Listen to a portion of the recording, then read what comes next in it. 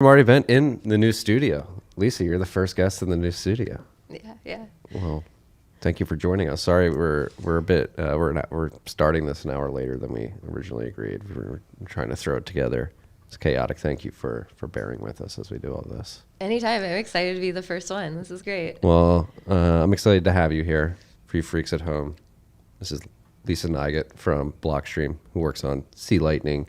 I'm very excited to have you on, because we haven't really dove into Sea Lightning here, and we were just talking before we hit record about like implementation. I don't want to say squabbling, but the way negotiation happens. Is it a blip or a bolt? Before we get into all that, I want to learn a little bit more about you. Like, how'd you get into Bitcoin, and then specifically working on the Lightning Network and Sea Lightning? Yeah. It's actually kind of a funny story. It like takes. I'll try and I guess give the abridged version. Like Bitcoin was like one of those things that, like, I knew about for like a long time, but like I don't know. Sometimes I kind of have to be the sort of person that like you have to like drag me into it to get me interested in it. So like I started working. My first like Bitcoin intro to Bitcoin was I actually got a job at the Cash App working on their Bitcoin backend in 2018. Yeah. So I was working on like the custodial wallet team at Cash App for a little bit, and I read Mastering Bitcoin when I started on the job, and like I was trying to transition. So I knew the Cash App team for like a few years before that because of I had been an Android dev. So like that's kind of how I knew people on the team sort of thing. And they're like, we're hiring on the Bitcoin team. Do you want to work on Bitcoin? I was like, hell yeah. Like, yeah, I want to work on Bitcoin. That sounds awesome. Anyway, so like I started, kind of just actually learning stuff about Bitcoin while I was there. Read Mastering Bitcoin by Andreas, which is just an awesome book. Really, like, actually, Andreas's book, like, really made me, like, be like, wow, this is so freaking cool. Like, Bitcoin's just, like, so cool as an engineering project. Like, it's just really, really cool. Yeah, and so then I kind of, like, got more into the BIP process, and, like, I think everyone at some point on their journey into Bitcoin runs across the, I call it, like, the timestamp header bug.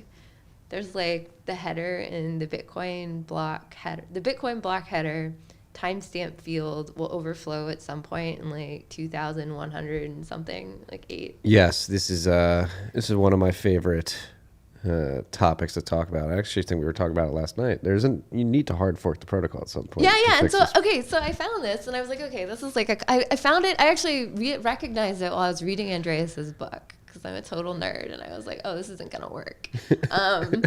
And like, so then I was like, okay, but that, like, once you have like a little problem, that becomes a really good jumping off point to start digging deeper into like a big system, because you have like a very focused thing to like look at. Whereas if like you come at the BIPs and you're like, I don't know, newbie to Bitcoin, you have no idea what any of it is. It's just like, it's overwhelming, right? Whereas like after reading Andreas's book, I kind of had this like I was like, okay, what would it take to change this? Right? Mm-hmm. And that's like a really specific thing you can then like start kind of investigating. You could ignore everything that isn't related to like the Bitcoin block header or like timestamp shit, right? You just kind of focus in. So, in order to change Bitcoin, you have to write a BIP. You have to write a BIP, which is a Bitcoin, I think, improvement proposal. Mm-hmm. So there's a whole bunch of them up on GitHub. So I was like going through them, and like, I don't know, for whatever reason, I was just like concentrating on the ones that touch like the block header or like the version stuff, and most of them were version related. Mm-hmm. And so this is so random. I just like, at the top of every BIP, there's an authors list, and it lists emails. So I looked through a couple of them. I found one BIP that for whatever reason seemed like a good candidate, like for what I wanted to change, which was the block header, right?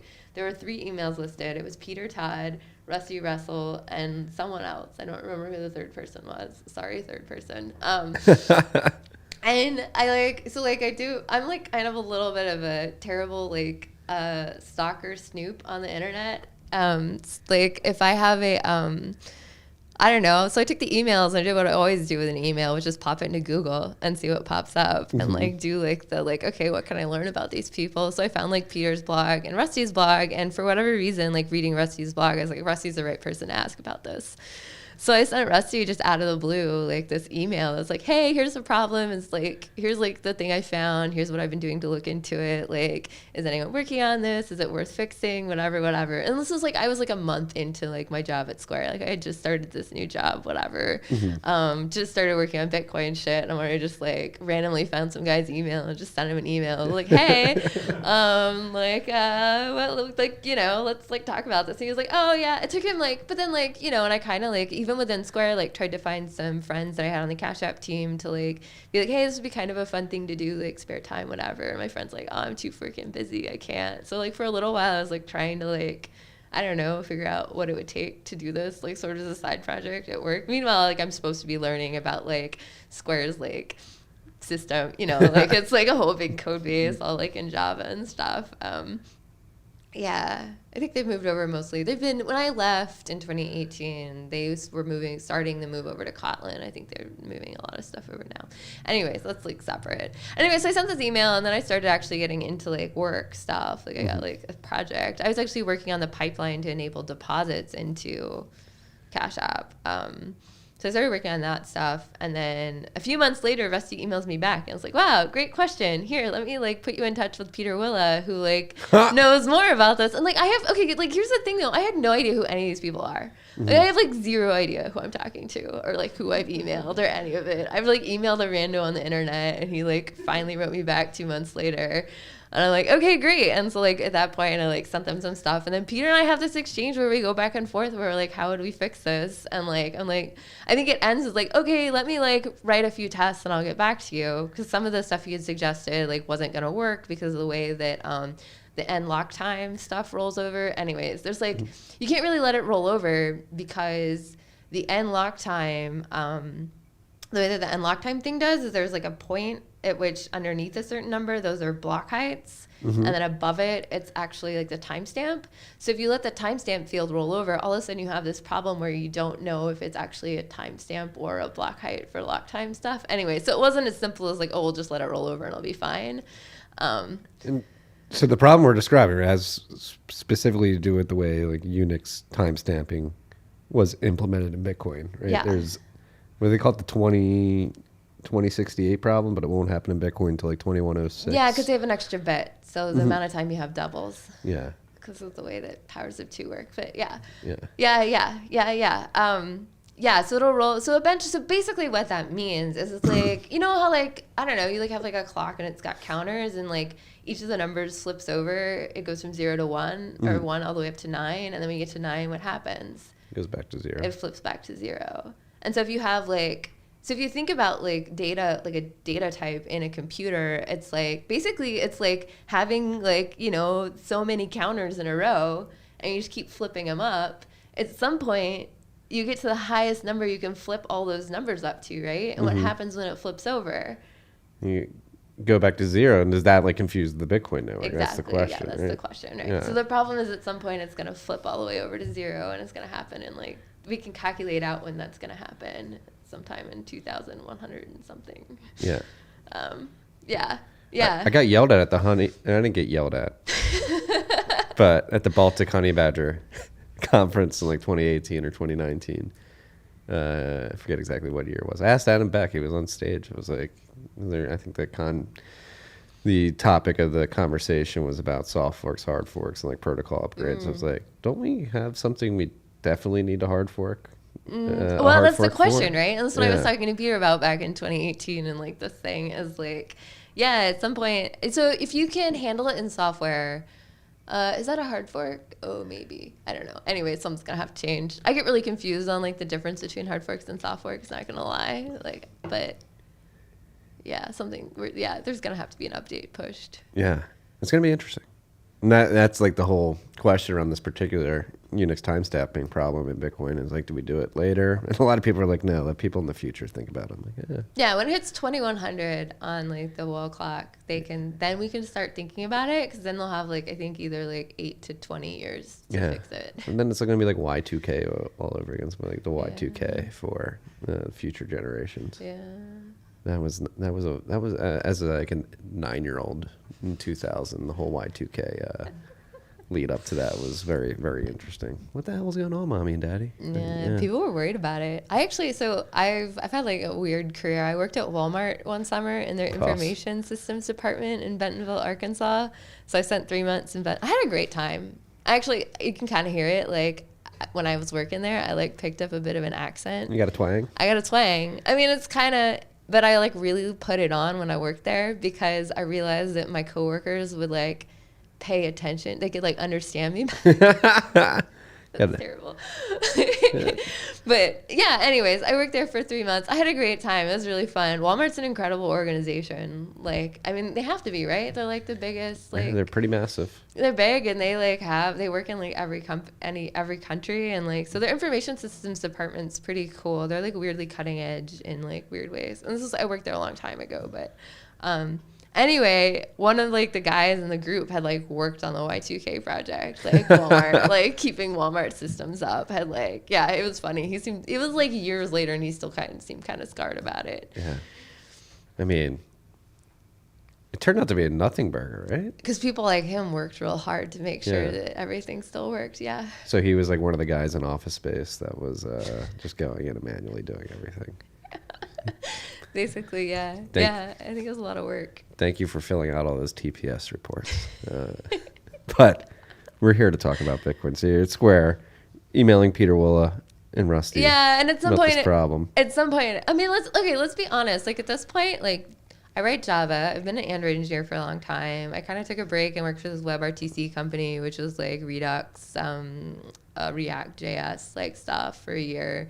So like that was JavaScript. Now I'm like back in Square, which is like all Java and some Kotlin stuff, and like talking to Peter and Rusty, and I'm like looking through the Bitcoin core, which is all C++. Which like I don't know C++. I have never written a line of C++ in my life, and I'm like in this email thread, just like talking to Peter, like, you know, being like, hey, I mean, I can look through the code base and had found everywhere that I would probably need to change to like make it work or whatever. I'm talking to Peter, and like at some point I'm like, yeah, let me like write some tests and I'll get back to you. Like, have I ever compiled Bitcoin core? No.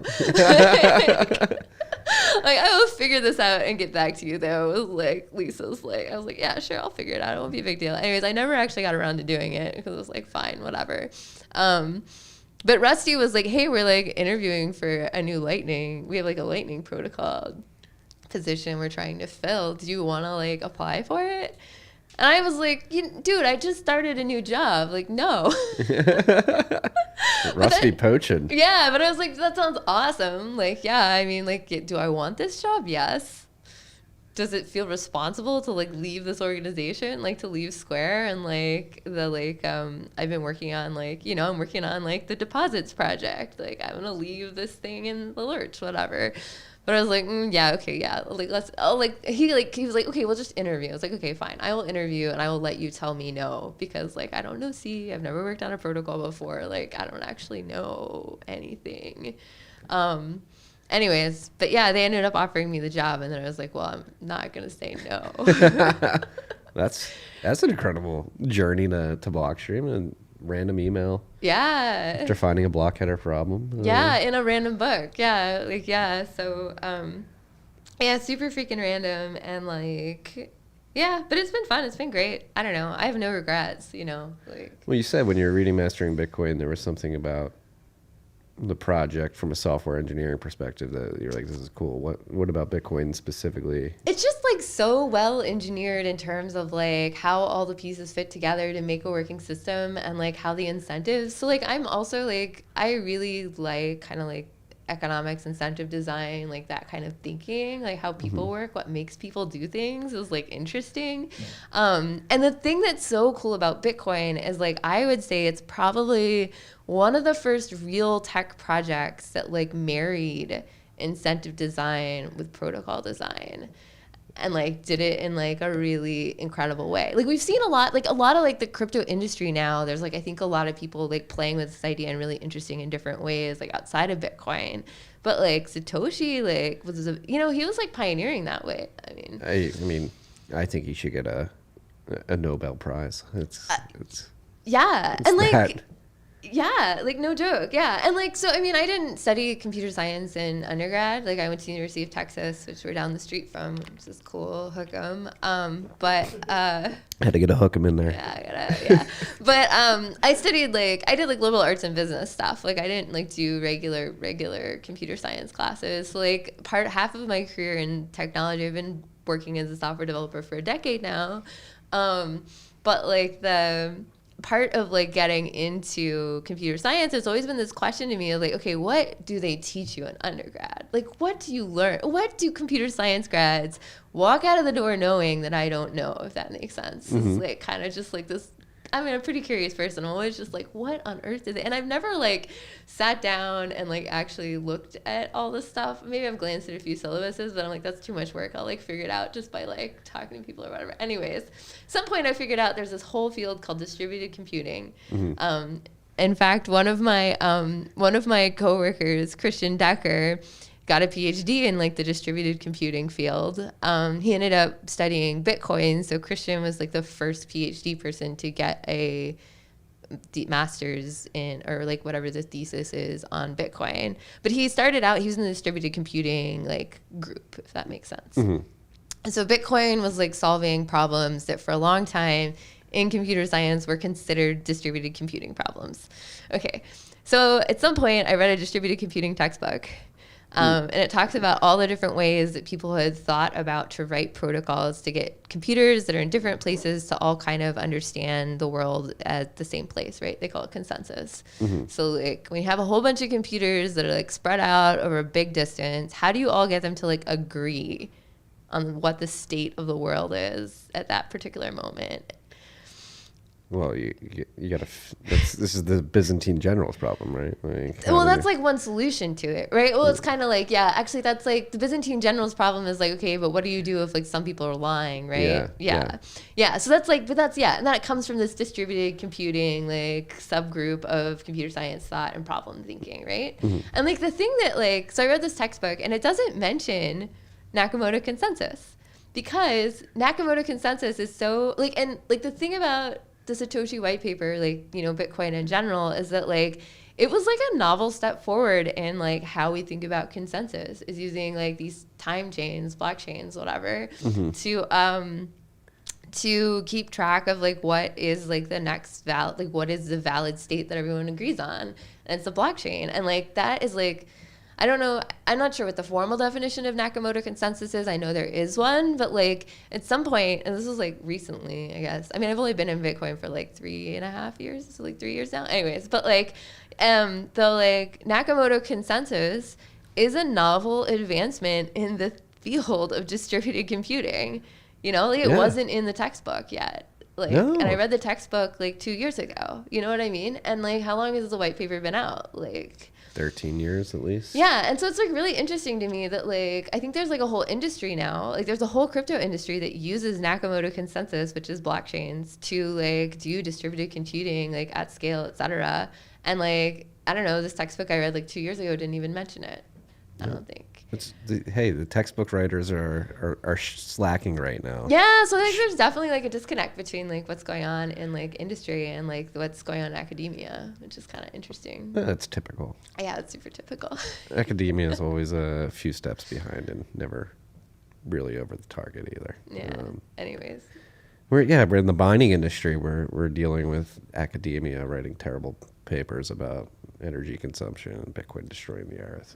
And interesting. Yeah. Well, that's the other thing too. I bring up mining industry because that is one of the interesting things about Nakamoto consensus and the incentive mechanism that Satoshi designed to me is like now it has like external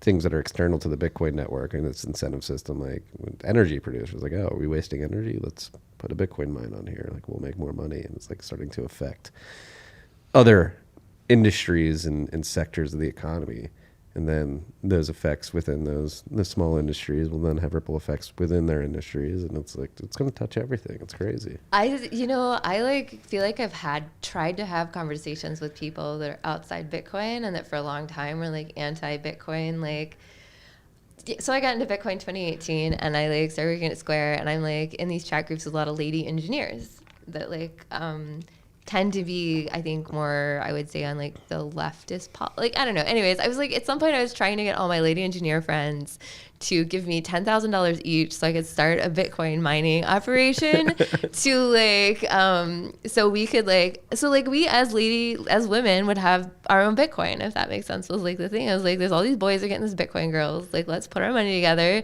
Let's like get some Bitcoin because the boys are going to get all the Bitcoin. And that's not like, like, that's not right, dudes. Like, let's just like, let's get, so like, I like kind of like talked in a group. And then, when you're like, little bit of like, I guess, alpha, as you call it, for people who are doing like community organizing, you also need to like do one-on-one chats with everyone outside of the group. So if you're trying to like move the group consensus, make sure you talk to everyone you're trying to get a decision out of beforehand, one-on-one. Anyways, it's a good tidbit. Yeah. Make sure you talk to every single person before you end up in that room where the decision is being made. Anyways, like, not that I do this, but anyways, yeah, so I was like, so then I was like DMing everyone, right, individually also to be like, hey, this is like a really good idea. Let's like do this thing. I will like make it happen. I just need capital investment from you all, my friends. I'll like handle like getting the equipment. I don't know how I was gonna do this. Again, this is like me being like, I will like, yeah, just plug it in at the office. We'll be stacking sats. This is like very similar to me being like on the like, oh, I'll like figure out how to run your C++ project and like write some tests. I was like, don't worry about the details, guys. Like, I just need the capital and we'll make this happen. Like, I'll figure it out. None of them were interested. Every single one of them told me that they had severe reservations about the energy usage of Bitcoin, and they like didn't want to participate in it because of that. And anyway, so that's like the group of people I've been talking to about it. And I'm like, recently I'm like, guys, you don't understand, like having a like buyer of last resort for energy like changes the game. And first resort, buyer first resort and last resort. It changes the game. It completely changes the game.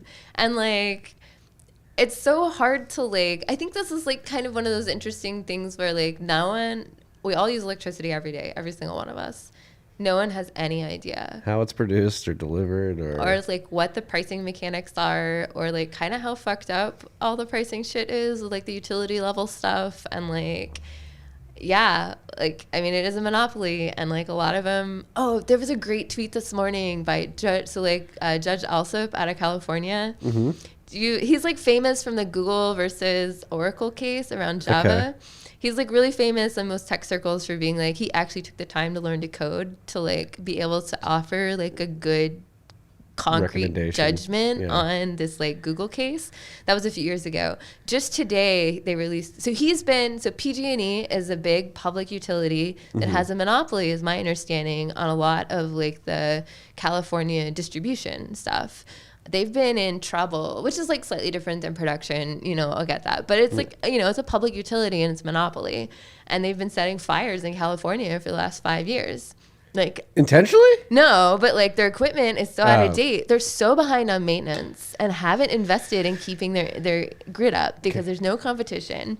Well, California's got terrible grid problems. Yeah, but like, anyways, there's this great like letter, small snippet that came across my feed this morning from Judge Alsop. So they've been in probation because like they broke the law and then they ended up in probation like a criminal. Like this big corporate entity has basically been like in probation with the state of California, and this judge has been presiding over it, and the 5 years are up, and so they can like statutorily, which means according to the laws as they are, cannot extend the probation any longer. And Alsop's just like, this dude is like a repeat offender. They keep letting like things keep happening. They're not keeping up with their like maintenance shit. I can't do anything, but like as a whatever community, we gotta like fix it. I don't know. Call them out. Fucked up shit. Yeah. Yeah. I mean, California's got not only.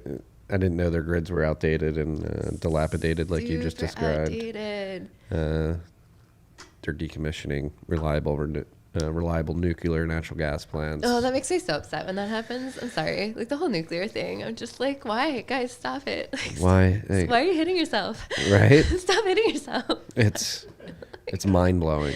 We live, and again, like going back to your lady developer friends who are like, oh, we have reservations because of the energy. It's like weird too. Like people don't know how any of this happens. I mean, like, so my take on Twitter has been recently, like, I've been like, I don't know, just kind of like people are like kind of yelling about the Kazakhstan thing because they're just burning all their coal. Sure, fair. Yes, correct. They're burning all the coal. Kazakhstan? Kazakhstan? Kazakhstan.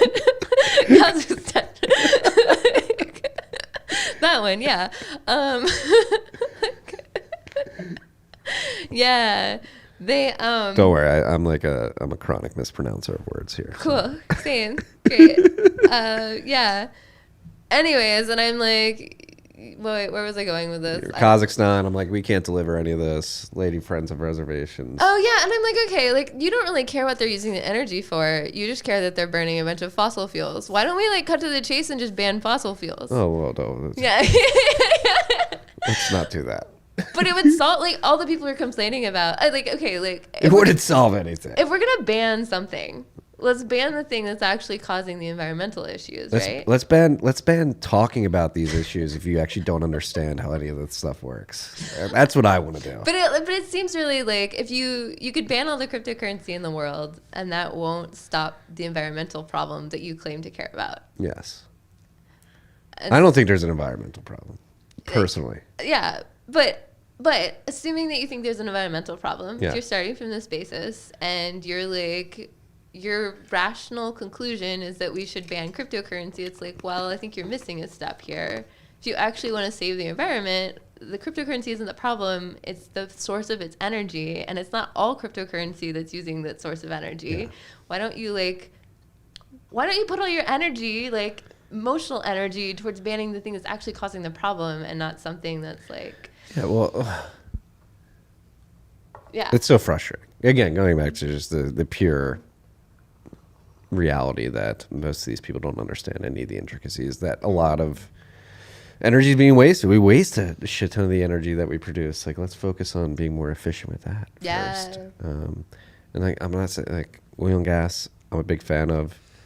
I don't think there's an environmental like existential crisis on our hands.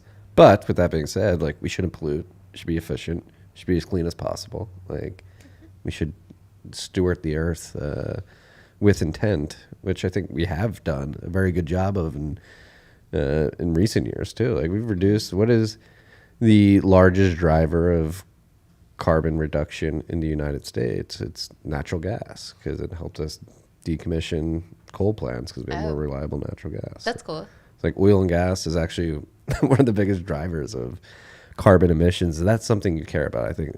But we can get deep down this rabbit hole. I don't want to go deep down. I really want to talk about lightning and sea lightning and like how. Oh yeah.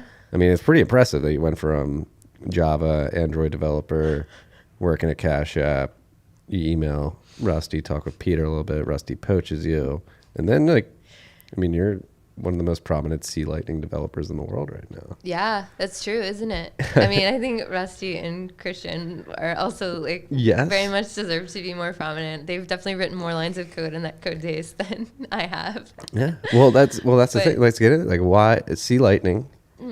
How would you describe it? And how, before we get into the negotiations between protocols, how would you? You're looking forward to this. It's cool. I'm not. I'm looking forward to it because I'm genuinely curious. Like, because as somebody who is in Bitcoin, has been in Bitcoin, who champions Lightning, who's building businesses on Lightning and leveraging it. Like, all right, like, what is I want a clearer picture of the future and how this all works together. Yeah, that makes sense. Yeah, sea lightning. For a long time, we called ourselves the reference implementation, and that like the goal of it was that it would be a C. Like back in the day, reference implementations were mostly done in C. So Rusty's like, we're gonna write a reference implementation of the protocol in C.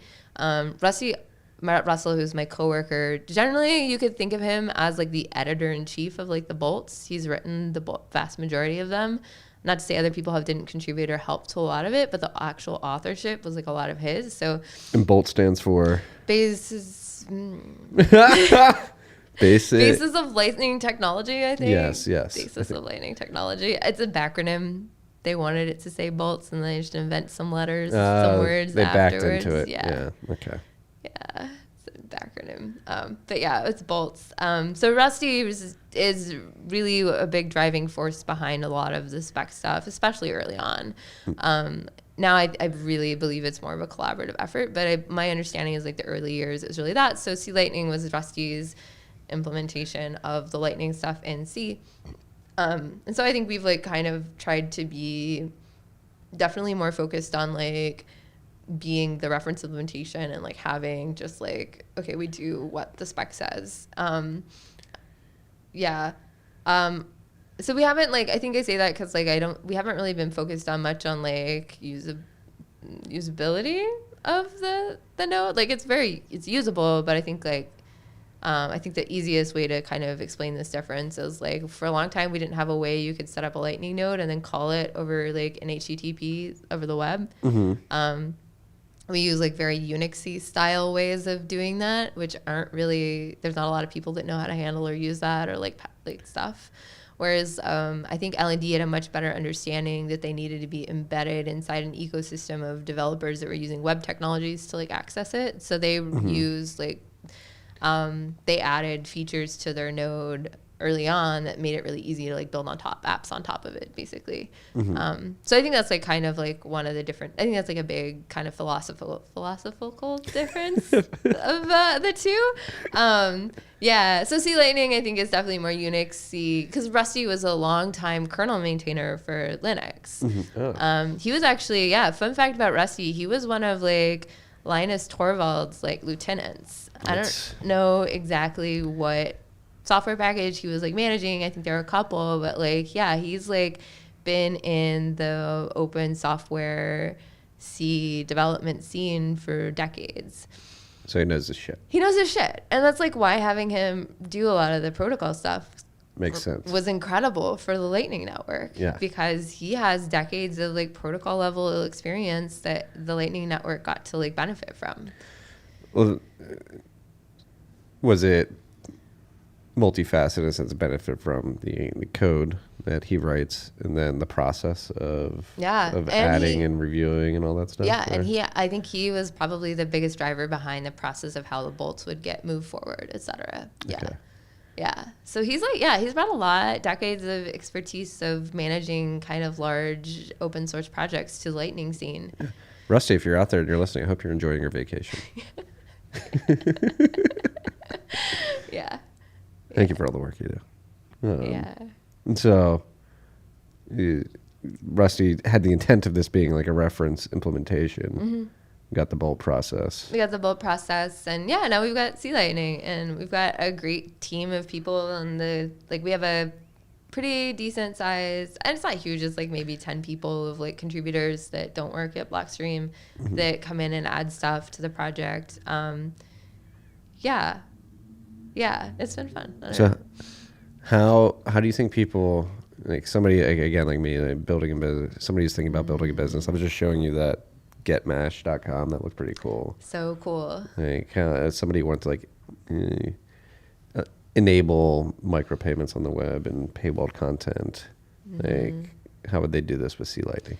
So the good news is that we're going to start shipping a way that you can interact with the node over like the web in our next release. Boss. So it's like probably a few years later than maybe would have been amazing, but it like our next release, we're definitely going to have it. We're super excited. Christian Decker's been working on it for the last month or two. He's actually porting over a lot. It's going to be our first Rust in C Lightning, so it won't be pure C Lightning, but it's like in a plugin, so it's not in the core stuff. Plugins are basically little apps you can write that interact really closely with the node and in some cases modify the behavior. Anyone can write one, but there's a couple that we ship with the binaries, so it just works out of the box, and that'll be one of them. Oh, nice. So it'll be like a standardized interface that you can then use to build apps on top of. That seems pretty dope. What, like, since C Lightning's written in C, I think that's another thing goes into the evaluation of these different Lightning implementations. Like C is considered like a very clean and predictable language, correct? Yeah, and slightly more performant, I think. The thing, C is really cool. Like I would only recently call myself very proficient in C. It's taken a few years, which is fair. But C is so freaking cool as a language, like having come from like JavaScript, and I mean, I love Go, and I was a longtime Java developer in the app world, Like C is just, it gives you, it's kind of like having a really sharp knife. You can make really cool, intricate designs with a sharp knife, but if you're not careful, you can slice your finger off. Yeah. Be blood everywhere kind of thing. Yeah. So like, I don't know, I'm like reaching that level of artisanship where it's like anytime I move to a different language, I'm like, but I don't have, my knife isn't that sharp. Like I can't make the like fine grain little cuts. It's a lot more responsibility of writing a C app is. You have to manage and maintain and kind of keep track of memory, which is like a thing that in other languages have little like maids that come around and clean up behind you. But in C, you're responsible for doing that. But because you have control and responsibility for that to some extent, it gives you the ability to do things in more compact and like performant ways. Okay. Yeah. Which I think is cool. Maybe Rust does the same thing. I haven't ever used Rust. I know people really like it. Rust is hot right now. At some point I will learn Rust, not today. But it would be really fun to kind of just see like how much control Rust gives you over certain things. That's what LDK was written in Rust, right? It is, yeah. Yeah. Though, well, yeah. Like I shouldn't. Yeah, well, no, go say it. Come on, you're going to say something. Yeah, I've heard. So Rust was Matt Corral, or LDK was Matt Corral's first Rust project, and I hear that there's a lot of like Rusty idioms that it's not the most Rustish app that exists because it was written by someone who was new to the language. I'm sure he's got a huge team of people who know Rust. I'm sure he's like a lot better at Rust now than he probably was when he started it a few years ago. But I've definitely heard feedback that it's like not the most idiomatic Rust project that exists. It's a C developer writing Rust. Yeah, exactly. Yeah. Yeah, exactly. yeah. I mean, you should see me write Python. It's like the C-est Python you've ever seen. You should see me write HTML, CSS. It's pretty terrible. Yeah. Yeah. So when we were DMing like months ago to come on, you're like, we're waiting for this big release, then I'm going to come on. Oh yeah, that's right. Because I was going to talk about the Liquidity Ads stuff. Yes. And the dual funding thing. Let's talk about it. Oh my god, The dual funding thing is exciting for many reasons. It's really, I get excited about it. Yeah, because it could add privacy, on-chain privacy benefits, correct? Some, yeah. It kind of depends on what level of privacy you're. Man, this is an interesting question. So like, part of the reason that I think the L&D team has not signals that they support the dual funding protocol that I've written and implemented. My understanding, based on a conversation that happened in 2018, so it might be a little outdated, has to do with this privacy stuff. So we should talk about it. Yes. Yeah. So the general thing with the dual funding thing is it lets you build a transaction with a peer, with another Lightning node peer. Downside of when you're building a transaction with another peer is you have to tell them what your inputs are. So the great thing is, so then it kind of becomes this like, so let's zoom out a little bit. Okay, so ideally you can build a transaction with a peer or with multiple peers at the same time. And in C Lightning, it's actually implemented that you could open a channel with 2 or 3 people at the same time, and all of you produce one transaction, and everyone puts their own inputs in, et cetera. So it's a decentralized protocol, basically, for building kind of your own coin joins that have the outputs, like that some of the outputs are Lightning channel outputs, which is pretty cool. Yeah, no, it sounds a lot like Join Market. Yeah, except you don't have to pay a fee to anyone. The benefit is you get a Lightning channel that's open. And then another nice thing about it is that right now when you open a Lightning channel, only one side has an opportunity via the protocol that exists to put funds in it. People have built like stuff on other layers, but at the end of the day, those are kind of complicated to do because only one side like constructs the transaction, so to speak. And then you need like a whole nother way of communicating, et cetera. So we wrote this whole protocol that lets you negotiate with another peer, and both of you can add money to the channel, which means when the channel opens, you can use it both ways. You could receive money or send money immediately as soon as it opens in the same channel, which is kind of massive. Yeah, which is like the whole goal of the project was to make it such that when you open a channel, both sides can already put money into the channel. Yeah, because this thing, we're the most common way to open a channel now and like create liquidity on both sides is somebody opens a channel with me and then I open one with them. And then, yeah, but then you have 2 channels, which is more expensive for gossip reasons because every channel you open creates 3 new gossip messages. So like gossip grows every time you open a new channel. The gossip burden gets bigger and bigger and bigger. Yes. Sea Lightning pretty much forever has always been like you can only have one channel per peer, which helps save on the amount of gossip that we generate. Which is like a design constraint that was intentionally put on Sea Lightning. Yeah, and one of the reasons was that we'll have splicing soon, which means you can move money in and out of the channel while it's still open, basically. It's basically like dual funding, except that it happens while the channel's open instead of at the open. Basically, you can like renegotiate it, and then they could be like, well, people could always splice more money in or out if they needed to. Anyways, there's like the whole like multi-channel thing is kind of interesting. We're like this release, we're like doing, I would call like our usability release. We're adding the ability to do multiple channels per node just because so many people's workflows have developed that way because of all the limitations in the original thing. So we're adding it so people can still use their same workflows but do it on Sea Lightning, if that makes sense. So that'll be new for us, as well as like this RPC thing. So now you can like talk to it over the web. It's gonna be a whole new wild world for Sea Lightning. Like, what's an example of one of these workflows here? well, like you just did mention, if you want to get liquidity going both directions, you both have to open a channel and put funds. So you both have to have a UTXO on chain create it independently, right? Yeah, you each have to move a UTXO. So. Yeah, exactly. And there's now there's 2 UTXOs in chain, one for each of those channels. One for the channel you opened and one for the channel I opened. Whereas with dual funding, one channel's open, which means there's only one UTXO that ends up on chain for that channel, and we only have one channel. But you both put funds in it, which is cool. So you combine inputs into one. No. It's one transaction. Yeah. And it's cool. Like, so it's cool because you can get like I said, if you do it correctly, like, so the hard part about doing the dual funding then becomes coordination, which is what the second project I worked on last year comes into play and is really cool. But like on Sea Lightning, you could open a channel with like 3 different people, and then you send you have to send, it's a lot of like, you have to send all of the inputs and outputs to everyone so they all have a copy of the transaction, and then they all send their signatures. Everyone gets signatures and the whole copy of the transaction so they can each independently broadcast it, so if like whatever. But anyways, you end up with this big transaction that's got like a bunch of people's channels opens in it, and then that goes out. And like right now on Lightning, if you open a channel, yeah. No, I was gonna say oh yeah, sorry. Yeah, it's cool.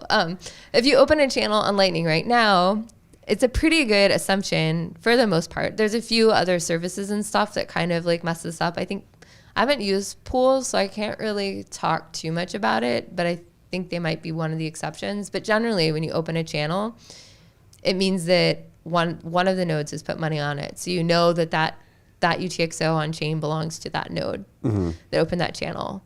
And you know that probably all the inputs are from their node and all the output is to them. But if you build like a multi-channel open on Sea Lightning using dual funding, and all your peers are also doing the dual funding thing, then you end up with a transaction on chain where it's really hard to tell. You maybe like 4 channels open. How do you know whose inputs and whose outputs? Or whose. Yeah. And when the Lightning outputs, like each of the Lightning channel opens is like 2 people's funds, right? So it's funds from 2 different people. So that sum like adds up to like. How did channel announcements come into play here? Is that an area where somebody's privacy can be? Yeah. So the channel announcement is where you say, this is the channel announcement contains 4 signatures, 2 that commit to, hey, I am this node, like, because there's 2 nodes, so there's one from each node. And then there's also a signature that says there's a UTXO in the set now, in like the mined UTXO set or whatever. What do you call that? Yeah, UTXO set. Yeah. Cool. There's now a UTXO in the UTXO set. You can find it here. And here is our proof that we as nodes can spend these 2 pub keys that are locked up in that thing. So you can go, so anyone can go take that channel announcement, go find the UTXO and verify that they actually have power to control that UTXO. Yes. So you know that channel is backed by real funds. Or you don't know that they could control because they provide signatures they do to the pub keys that are listed in the UTXO. Okay. So they have to prove, if you sign a different message using the same key, that's attached to that pub key, then that's proof that you control Yes. that thing. Yeah. And so if you have a signature from each of them, you have proof that they can spend it. So Yes. they basically prove like, yeah, we have these funds and we can use them. And so you can send money through this channel because it's backed by this right here. Yes. And you can go find it. Yeah, it's a fascinating system. It's really brilliant, isn't it? It really is. Yeah. And that's like, Yeah. and so do you think dual funded channels become the, like, what are some of the, Well, so here's the thing that like the feedback we got from some people when we were talking about the protocol is the downside to, so this is amazing for on-chain security in terms of doing coin joins, etc. It's awesome. The problem is that suddenly you have a protocol where someone can ask you what your UTXOs are because they're like, hey, I'm going to do an open with you. Here's my UTXO. What's your UTXO, etc. So I'll show you mine. You show me yours. Yeah, exactly. We've got like there's like a, what do you call it? We have a suggestion of how to like do something very similar to Join Market, where basically you like tell people that like someone has like sent you a UTXO, and then that makes it such they can't use it on anyone else, etc. I think this is also where you kind of need, what's really useful is like, if you have a long-standing relationship, once you have a channel with another peer, you kind of trust them, right? Mm-hmm. Because you need them to stay online. You're trusting them to like receive and send payments. Yes. Like you having a channel relationship is basically like it's a peering relationship. Like you need them to be up all the time. They need you to be up all the time. So like, you know, there's kind of like picking who to open channels with, I think, is a little bit of an interesting question, sort of meta question. Also, like you want to pick peers that are good peers. Like Yes. they're going to route your payments. They're not going to like fuck with you. They're not going to try and steal your money. And how do you know they're good peers? So that's like a whole reputation thing. And that's not really, I feel like that's like a hard question, but I think like it kind of comes around to this dual funding thing where like, and my whole thing with it is like, well, maybe you have one UTXO that you send to everyone. And then like if they don't open the channel, or like you start with a low amount when you first start, like, you know, kind of, it's a hard problem. Yeah, you kind of have to share this information in order to get the benefit of having the coin join at the end, right? Yes. And in order to do this in a decentralized way without a centralized coordinator, like you do kind of have to like expose a little bit of your UTXO set in order to make this happen. And my understanding is that the LND team does not like this. This is the thing that they're like, we don't want to add that to L&D. So that is... What is their consternation? I think, well, it's just that then now you have a protocol that someone could ask you what your UTXO set is. And I'm like, well, I think you can write policies that make it such that you protect your UTXO set a little bit better. One. Do you need the whole set? Or No, just one UTXO? well, it kind of like, you just need to give, if you want to put money in the channel, you have to tell them what your UTXO is, right? Yeah. You don't have to give them all of it. You don't even have to participate if you don't want to. If someone tries to open a channel with you and you're like, actually, I don't think I like you, or whatever, you don't have to. It's like totally optional, right? Yes. So that's like, but I think that's like I think it's a very valid understanding of what's happening. And I think like, yeah, but I think my thing is, I think that the overall, you have to trust someone locally, but that makes your privacy globally much better, if that makes sense. Yes. Because then when it ends up on chain, it's pretty easy to figure out what your whole UTXO set is anyway, because you're publishing it. If they're like published channels, there are unannounced channels, but I don't know. Supposedly those are semi-easy to find now. Taproot changes some of this, so like I think a lot of it. Anyways, but yeah, I think it's definitely, when you get back to it, it's like who's your enemy here? Who are you protecting yourself against? Are you protecting yourself against the person who's going to ask you for them? Do you have good policies in place to like not reveal all of your stuff? Or maybe only reveal it to certain people, or like maybe you value the ability to do coin joins with the 90% of honest people versus the 10% who are whatever. So you're okay like telling one person what a UTXO is. My whole thing with Lightning is that I think at some point the UTXOs aren't as important as we think they are. And that while it's important to kind of maintain some amount of privacy around them, it's so easy to like cycle them through a different channel. So you tell someone what one is and then you cycle it through another channel. Like you do like one of these big mixes with another person. Well, that's gone. And then on top of that too, like with dual funded channels specifically, why wouldn't you just like open a channel with somebody that you know and trust? Yeah. And and if you do it with all people that you know and trust and have, like, I think there's a lot of services now that are starting to do more reputation-based stuff. Mm-hmm. You could just use a whitelist. Like, I think it's a problem, but I think it's a solvable problem with policies, if that makes sense. So, what I'm trying to figure out is does not supporting it. I mean, here's the other thing. Lightning Why not? Labs, Is more optionality better here? Lightning Labs, I think so, yeah. And I think it's a really cool, exciting thing because you can build stuff like liquidity ads on top of it. But here's the thing. I don't know. Lightning Labs went and they knew I was working on the dual funding stuff. They knew I was working on dual funding stuff. The same time we introduced dual funding, we introduced this other thing called liquidity ads, which are really, I think they're really cool. They're a decentralized billboard system embedded into the Lightning Network protocol that lets you advertise that you have funds you want to put into a channel. Mm-hmm. So if you want to provide inbound liquidity for someone else's node, you can advertise that way. You can advertise it. You put it in your node announcement. It's like, I'm going to say 20 bytes, which is like less than like, the node announcement contains other information, like what color your node is and what your alias is. So we just add it in there. It's almost like adding a URL in terms of data. It's like pretty small. So it goes into that channel node announcement that you already have. And basically it says, hey, I would like to provide liquidity. You can ask me to dual fund a channel with you, and here are my rates for how much I'm going to charge you for that capital. Mm-hmm. And so when you initiate a dual funding request, if you also indicate that you want to like rent some liquidity from me, here's how much I will ask you will, this is how much I want you to pay me for that liquidity, and kind of has like a rate card. And so the nice thing about this is that when you go to open a channel with someone, like a dual funded channel, you can say, hey, I'd also like for you to put money into this channel. I'm going to pay you a little bit for it. Mm-hmm. And it kind of becomes this coordination mechanism then for like how to decide if you have capital you want to deploy. When someone opens or sends a channel request to you, it becomes a way for you to decide like, oh, they're paying me for it. I'm going to like put money in this channel because I get sats for that. Yeah. But it's all decentralized. And so, you can get yield on your Bitcoin. Yeah, exactly. Yeah. It's like a decentralized bulletin board system. I have no idea how many of these have actually, it's been live for a while now. I definitely know some people have done it. Well, that's the thing, right? Like, how early are we, right? Like, I don't know.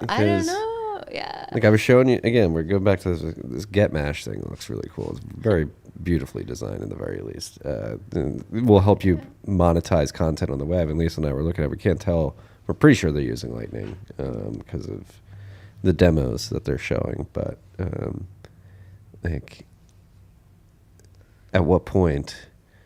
Because I envision as somebody, like I run the website, we have a large Lightning Network node, a lot of liquidity. It's been running nonstop since 2019, since May 2019. And we got some Bitcoin, and they were like, all right, let's talking to DJ or Dev. I'm like, how can we like do stuff with this? Like, I would love to like use these ads. Like, what needs to happen for this to get widespread adoption in your mind? Like, yeah, I mean, implementations have to adopt it, right? Yeah. So like C Lightning has it. Like again, we're kind of hoping to be like the reference implementation of it. The exciting thing about liquidity ads is that it solves a big problem that providers, LSPs such as Async have. Mm-hmm. So the Async team who does the Phoenix wallet, their implementation is called Eclair.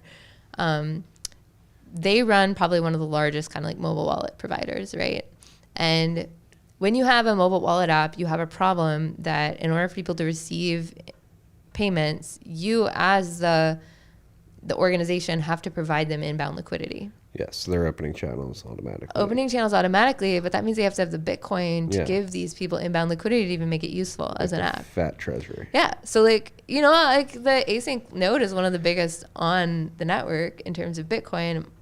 I haven't asked them about it, but my understanding would be that's because they have to have all this Bitcoin to make it work, right? I mean, that makes the most sense. Yeah. Right. So Async, in order for them to scale, their long-term ability to accumulate a shit ton of Bitcoin. Well, accumulate a bit, or they implement liquidity ads and they open up a marketplace such that their users can then get inbound liquidity from like outside of their organization, which is good for the network, right? Because all of a sudden, like, maybe we'll get some competing people who have a bunch of Bitcoin that want to be selling their inbound Bitcoin to people who are using Phoenix Wallet so that they can receive payments. Yeah, and more node distribution. Async's not some fat node. With Yeah, exactly. And then, things kind of decentralize a little bit more. And so the cool thing I think about liquidity ads is that it really does let the network decentralize itself. Like, I'm really into building tools that kind of let people build more sustainable systems on top of it, if that makes sense. So yes. Liquidity ads is like, from like if I was running a startup and I needed metrics about how much my protocol was being used, liquidity ads would not be the thing that I would ship, because I can't give you any metrics about how often people are using these things. I can tell you how many nodes have them up right now, but I can't tell you how much liquidity is out there available behind them. I can't tell you how many times people have used it. I can't tell you what people have been getting in return on it or whatever, because it's decentralized. Like, yeah. There's no central system that knows all that information. So what I'm trying to figure out, like, because again, you describing that you can't show any of the user data because you don't know it. Like, now I'm thinking, like, what's the process? If I'm a node operator and I want to provide Phoenix users inbound liquidity. You would publish a liquidity ad, right? Yeah, but like, how would I get it to those users? Would I have to like reach out to them? So the liquidity ads, every node that gets Lightning would gossip they scrape gets it. Would they scrape the gossip for Probably, yeah. And actually, Ellen Router just added a UI on top of liquidity ads, so you can go look at all the people that are offering liquidity ads now and see what kind of connections their nodes have, because it's a liquidity ad lets you figure out which node in the network is advertising liquidity. So then you can, if if you're like have certain things you're looking for in inbound liquidity, like maybe a certain level of connectivity or like inbound itself, liquidity ads lets you go inspect that. Every ad you can go kind of evaluate on its own merits. It's more work, etc. Maybe they'll make an easier way to do it.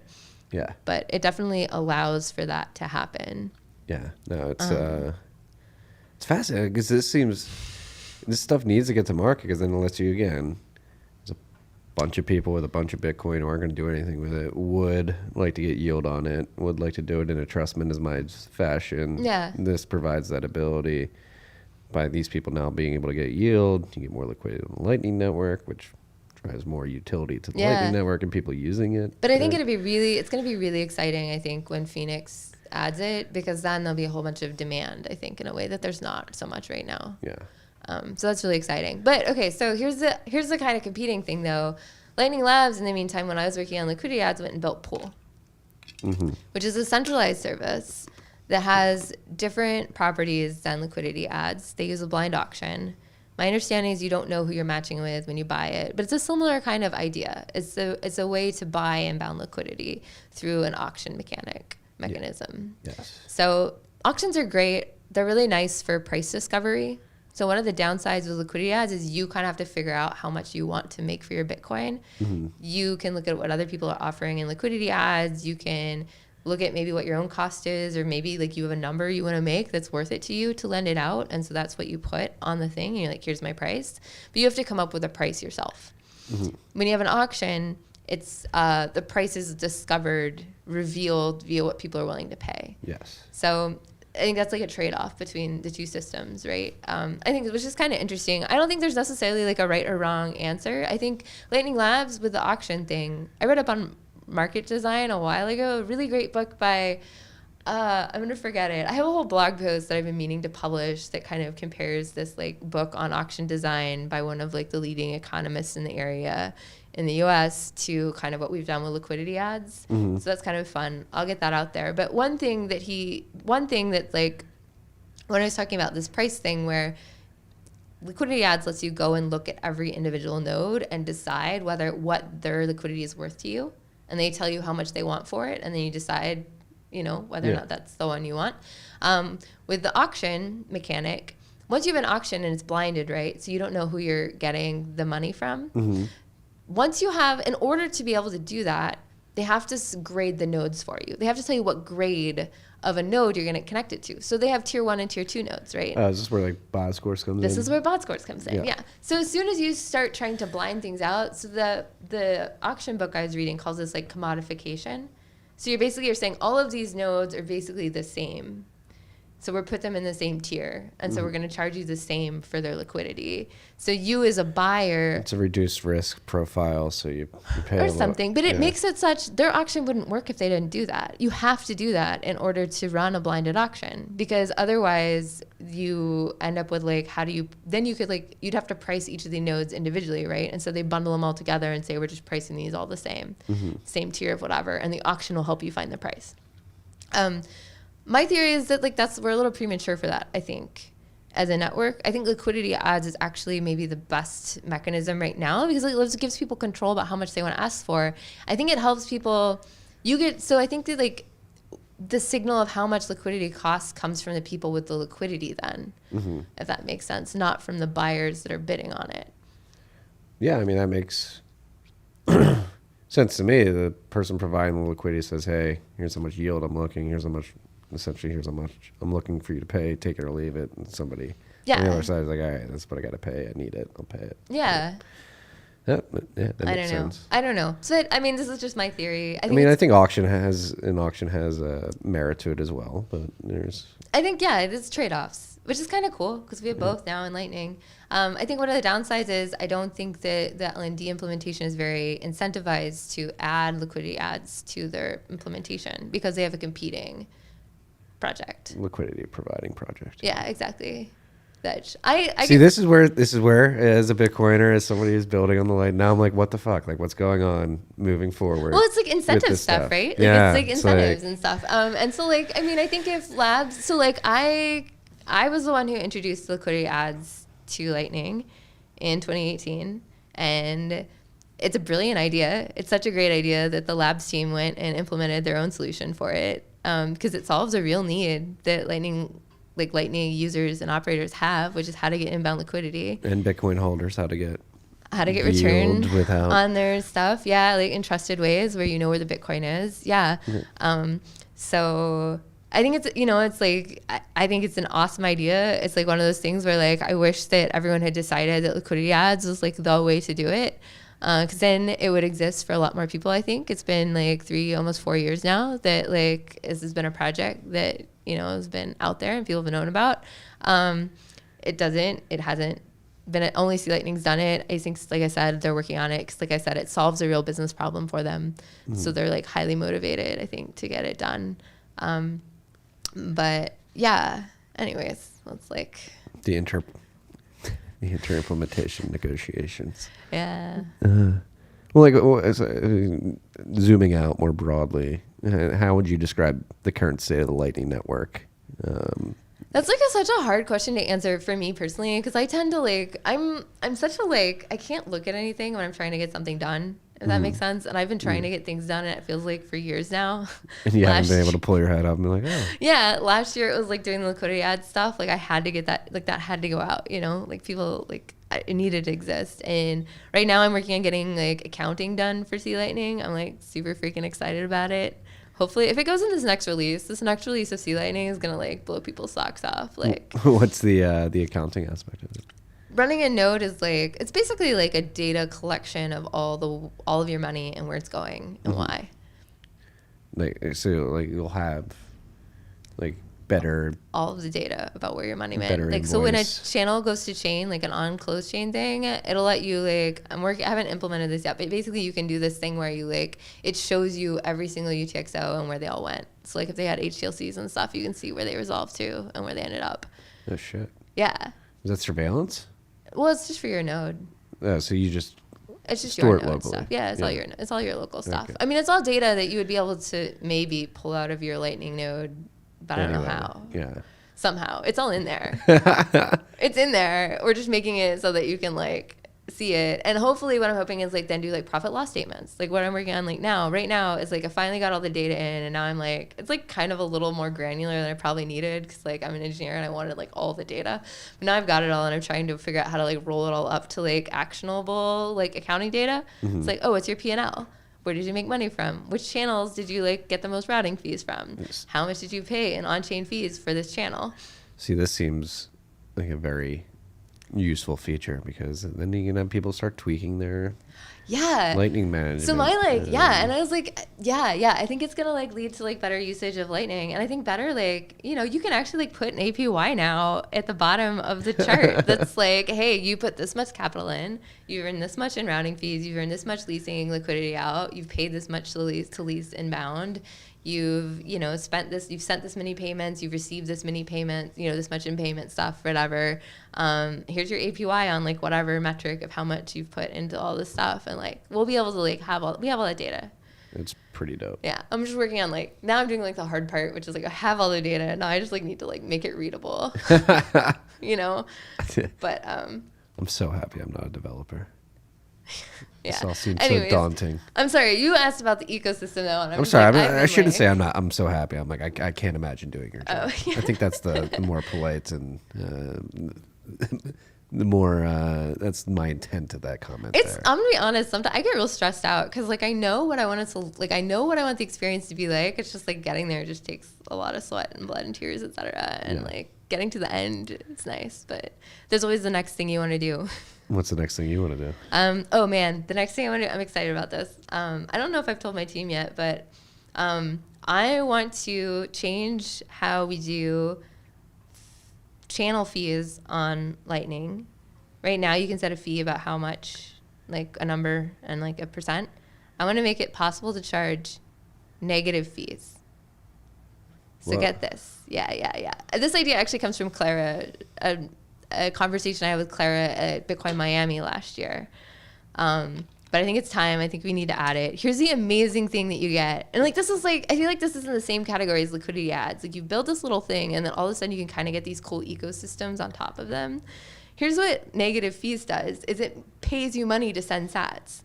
So like you earn money by moving sats around. So you can, as a Lightning node operator, incentivize people to rebalance your channel for you by making it a negative fee. So you pay a little bit, but it means that you can reuse that capital going the other direction again.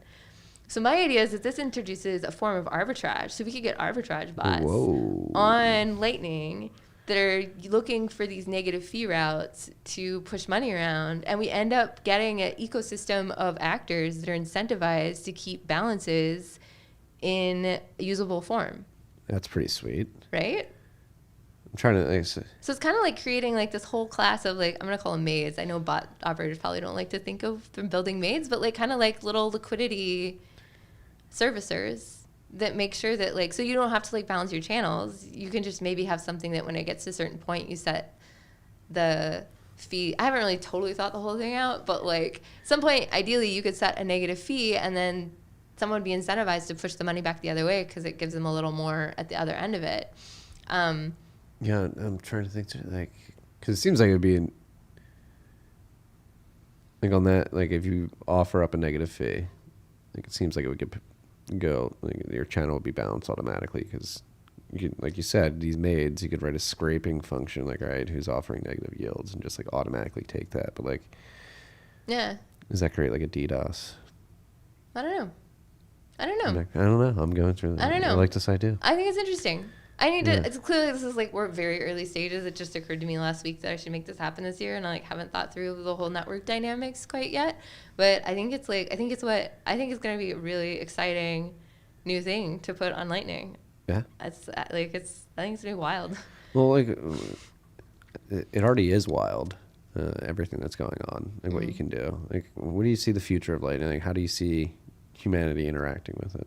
Oh man. Is it scalable? Do chat apps make sense? Do social networks make sense? How much trouble am I going to get in today? Let's get you in a lot of trouble here, Lisa. Man, I think... man, Lightning. You know, a lot of people in Bitcoin like to say, like, be your own bank. Yeah.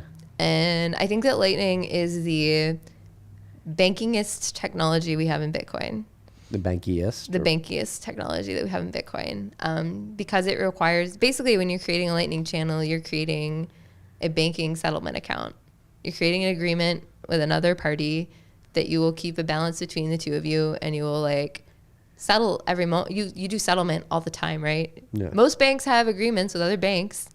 They have a big account, like the Federal Reserve. You know, when you said like Fedwire, there's one big account somewhere in like, let's say New York State, that all the banks have put like $1 million in each of their little like, you know, it's a multi-party channel.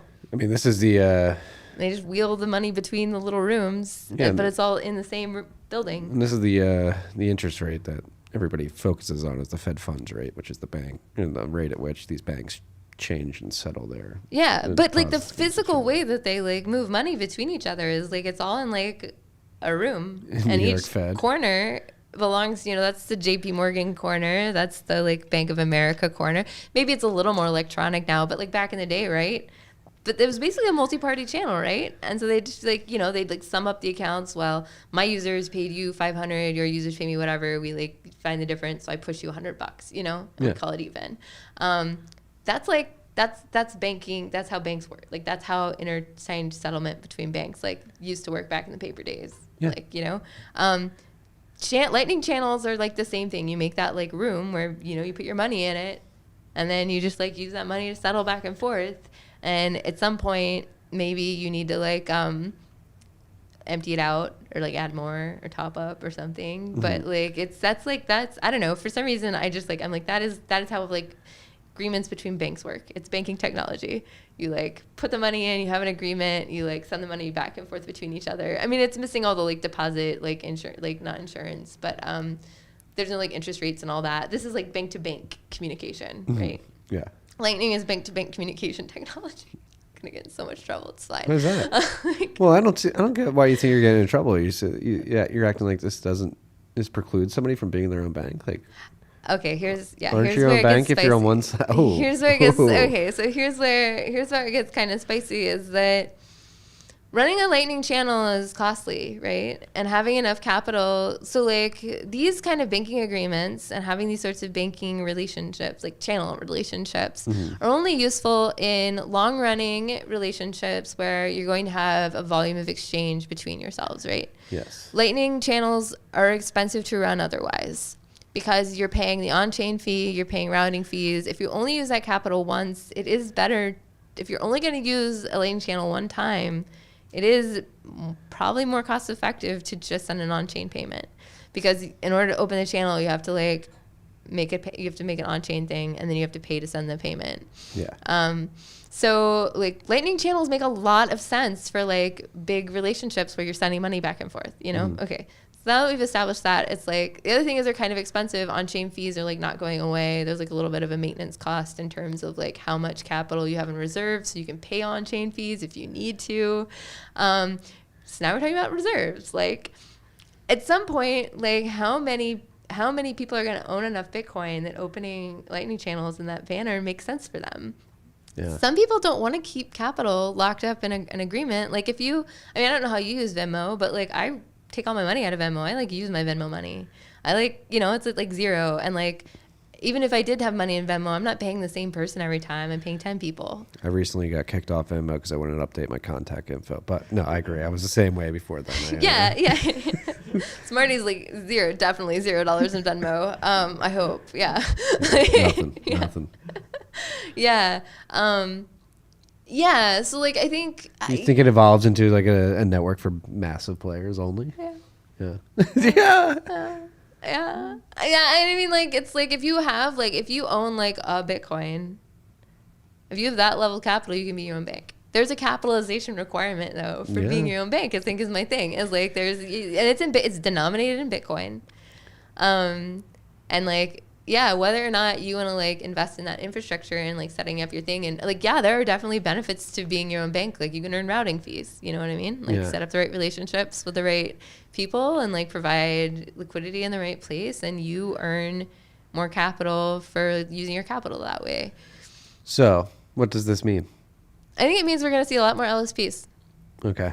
I think that like, you know, like the Cash App thing, which I'm assuming is custodial Lightning wallet, like The Cash App just announced Yeah. that they do Lightning, right? Yeah, You don't yeah. have a Lightning node on your phone. No. There's a Lightning node somewhere in a server in San Francisco. Yes. That has all the Lightning channels, and you are just you're using the bank's Lightning channels. Yeah. Like I think that's what like 95% of people's Experience will be like. with Lightning will be. Yeah, I know that's like not what people want to hear, but I feel like it just seems like where things are gonna go. What does that mean? Hey, what does that Well, it mean for means Bitcoin? getting a banking license is real cheap. It's 1 Bitcoin. Well, like are we LARPing about Bitcoin? Is it I don't think it's a LARP, but I think that the capitalization requirements are high. Like I don't think it's accessible. It's like then I think then it becomes like an accessibility question. Yeah. Right. And it's like, and then it's like, okay, accessibility at what level of participation, right?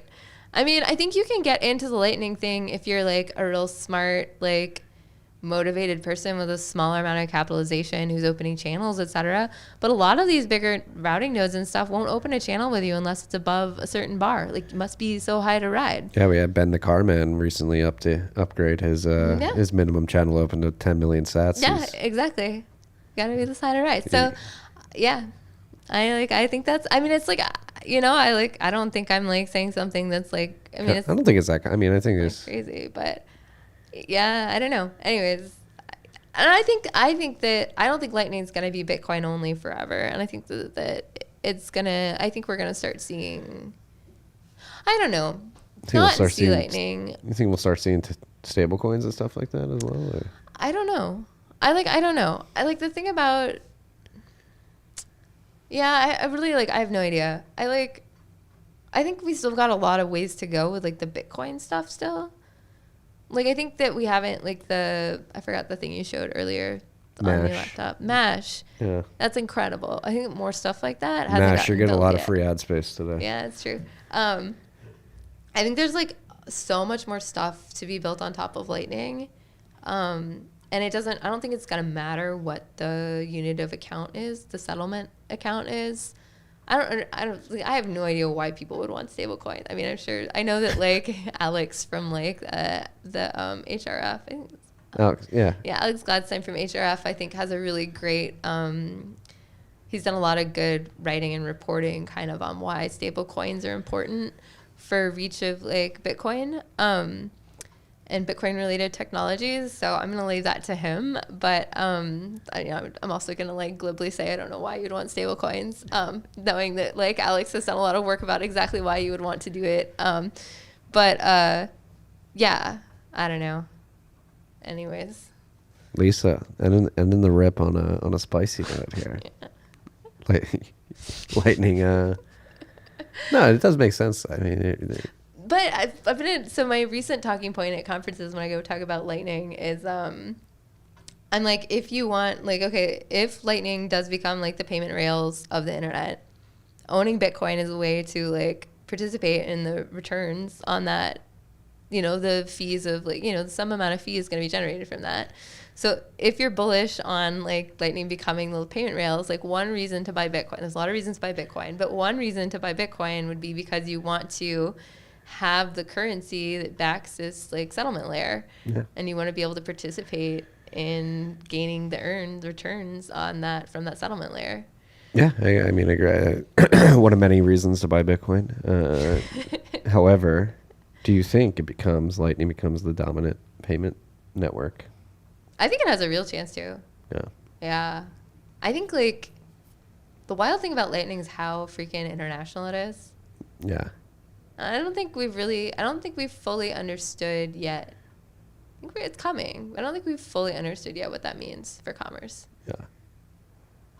Yeah, we got to start experimenting with it. Because I would describe like we're at this point. We have these implementations. They've been in the wild for a few years now, almost 4 years now, right? Or longer than that, almost. Yeah. I think the first thing went live in 2018. 2018, yeah. But it's been in the works since 2016. So. Yeah. Yeah, so I think something went live January, like probably coming up on the 4-year anniversary. It's still so early, right? And like people like on the consumer side or the business side don't even know that they can leverage this network to build tools to create avenues for which they can accept money, payments, authentication as well. Like we didn't even get into like using a Lightning node as a digital passport, if you will, that is self-sovereign in a way. Yeah, 100%. But then you run into the identity problems, right? Yeah. Because if you like your privacy on Lightning to a large extent means keeping people from knowing what your node ID is. If you start using it as a identity mechanism, well, then you've just tied your identity to your Lightning node. Yeah. So now anytime anyone finds out where a payment is headed, they know who it's going to. Yeah. So there's that's- like a trade-offs there. yeah. But yeah, I can definitely do that. It's like the first like public key infrastructure is kind of what that's called. Yeah. Which, yeah, you can do stuff. It's cool. Yeah. Yeah. We're in the very raw phase right now. It's exciting. It's exhilarating. It's exciting stuff. Yeah. That's cool. Can I plug? I feel like we're wrapping up. No, you're Can not I, allowed to plug anything. can I plug my thing? We're done. I'll plug. Yes. Okay, a small plug. I'm doing so I just I'm starting up some classes on Bitcoin protocol stuff. We're not doing Lightning. We're going to start with the Bitcoin protocol, how Bitcoin transactions work. I can't see how I put it. It's fine. It's called Base 58. You can find it at base58.info. There we go. I'm going to be teaching class. It's a 6 weeks class on 6 weeks. I think it's like 18 hours of class total. So we meet 3 hours a week. It's off of a book that I'm actually writing on how Bitcoin transactions work. So you'll learn what is a public key, what a private key is, how you learn like ECDSA works. You'll learn about elliptic curves. We're going to figure out what all the different standards. ECDSA when Schnorr's coming? I don't know if we're going to get to Schnorr. There's Okay. a lot to cover, Marty, before we get to Schnorr. Right. There's like, I don't know if we're going to have time. I don't know if like putting this class together was so hard because there's so much material.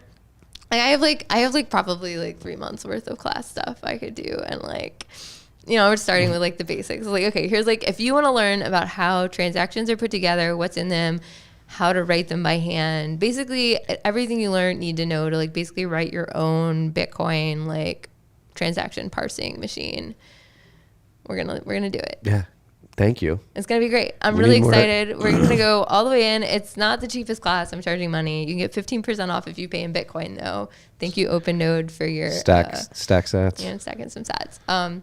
But we're doing a free class on February 4th to kind of do like a prerequisites class. Mm-hmm. So my idea is that like anyone who can like type on a keyboard and is like curious, you got to be curious though.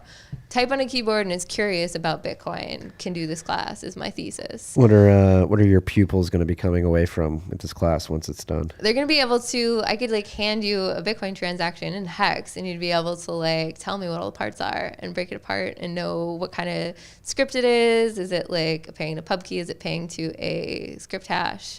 Like you'll know what it is. The difference between all that stuff, why each is important in its own context. Yep, Yeah. exactly. How to do SegWit stuff, like, yeah, all that stuff. Hell yeah. So we're going to get through SegWit. I don't know if we'll get to Taproot. Maybe I'll like try and I need to like learn all the Taproot stuff still. Don't tell anyone I said that. But like, yeah, maybe we'll tack that on. I don't know how big that is as a project. That might be like a whole nother like 3-week class or something, I don't know. It's like, yeah, you want to like learn how Bitcoin like works at the transaction level. Yeah. Base58.info if you guys are interested in that. Free class on February 4th. Follow us on Twitter. We're Base58BTC. We'll link to this too. Okay, dope. Lisa's also on the board of OpenSats. She's trying to shill that as well, but That's true. That's Matt true. shills it enough on our HR. I'm OpenSats is a kidding. thing. OpenSats, if you want to contribute to Bitcoin development, OpenSats is a great organization, doing great things to allocate funds to developers. Excited. And then what do you got going on tomorrow? LARP? Oh, yeah. I forget about that. Yeah. Yeah.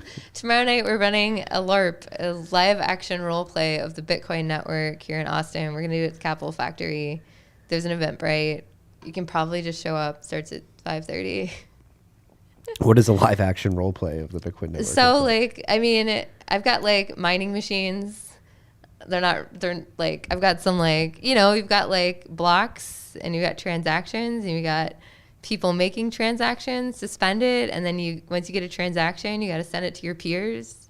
I guess like hang on, sorry, I'm really bad at explaining how this works. It's like it's like people being a node. Mm-hmm. So you have a role, like, so you're role playing, right? The role that you're playing is a Bitcoin node. Okay. So like put people in groups. So like I've discovered you got to put them in groups like 5 or 6 because these nodes are doing a lot. There's a lot of stuff happening. Receiving transactions. Yeah. So broadcasting. usually 1 or 2 people manning the communication lines between all the other nodes in it. So we actually like have strings and you like string up Everyone's got a connection, physical connection. Like, and then we've got little like rings. You put a message on the ring and like send it down the wire to the other side. Somebody controlling the mempool inside the node. Yeah, then there's a mempool in the node, and then we've got a UTXO set. And so when you get new data from your peers, you got to make sure it's good data. And then if it's good, if it's bad, you throw it out. And maybe you ban the peer or something. I don't know. I'll leave that up to you. And then if it's good data, you like got to tell everyone else about it, right? Yes. Everyone's got to get all the info. So you like let everybody know you got some new info, and then you add it to your set. And then at some point, the transactions will make it into transactions go in the mempool. At some point, these transactions end up in the mempool of a miner, and the miners are making new blocks. And so they're gonna look through the mempool, decide which transactions they want, put those inside their block template that they've got. Then they've got like a crank they turn to try and like get the winning hash number.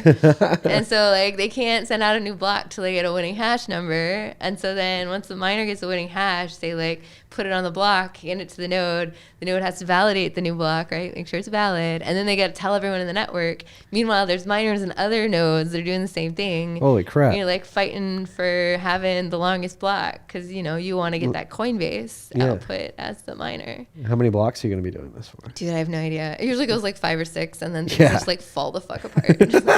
Like everything like goes crazy. People get tired of writing because there's a lot of writing. Yeah.